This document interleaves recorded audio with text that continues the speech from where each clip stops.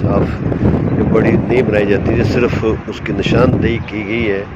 اور یہ روایت ہے، کتنی مستند ہے یا نہیں وہ تو نہیں کہہ سکتے، لیکن یہ کہا جاتا ہے کہ یہ قبر عبیدہ بن الحارث بن عبد المطلب رضی اللہ تعالیٰ عنہ جب واپس آتے ہوئے بدر کے مقام سے شہید ہوئے تھے تو ان کو یہاں پر دفن کیا گیا تھا۔ اور یہ جگہ بالکل ساتھ ہے بئر شفا کے، یعنی وہ کنواں جہاں نبی کریم صلی اللہ علیہ وسلم نے اپنا لعاب دین ڈالا تھا اور وہ پانی میٹھا ہو گیا تھا۔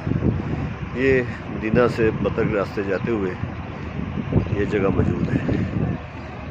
تو یہ قبر ہے حضرت عبیدہ بن الحارث بن عبد المطلب رضی اللہ تعالیٰ عنہ کی، جو کہ بئر شفا کے پاس ہی واقع ہے۔ ان کا شمار بھی جنگ بدر کے شہداء میں ہوتا ہے، لیکن ان کی تدفین واپسی پر مدینہ کے راستے میں یہاں پر ہوئی تھی۔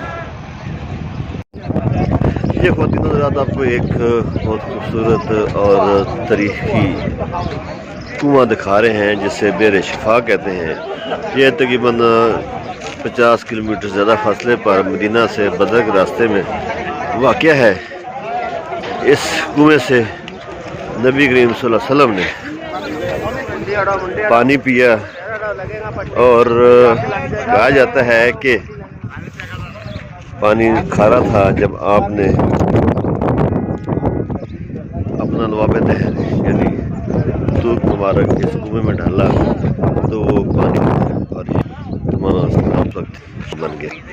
یہ نظر آ رہا ہے، دیکھیں اللہ اکبر، بئر شفا۔ نظر آ رہا ہے اوپر کا، میرے سر پہ نہ گرا دے۔ اور وہ پانی چلو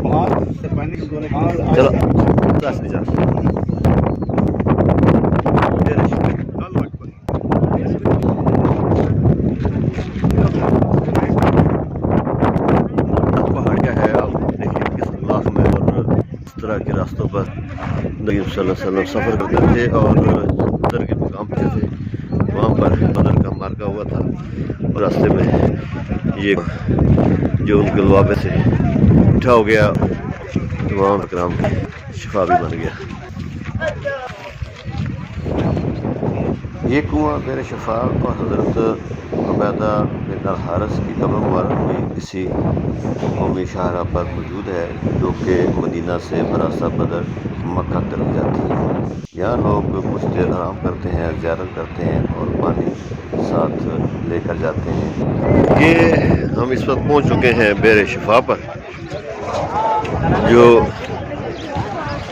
مدینہ سے بدر کا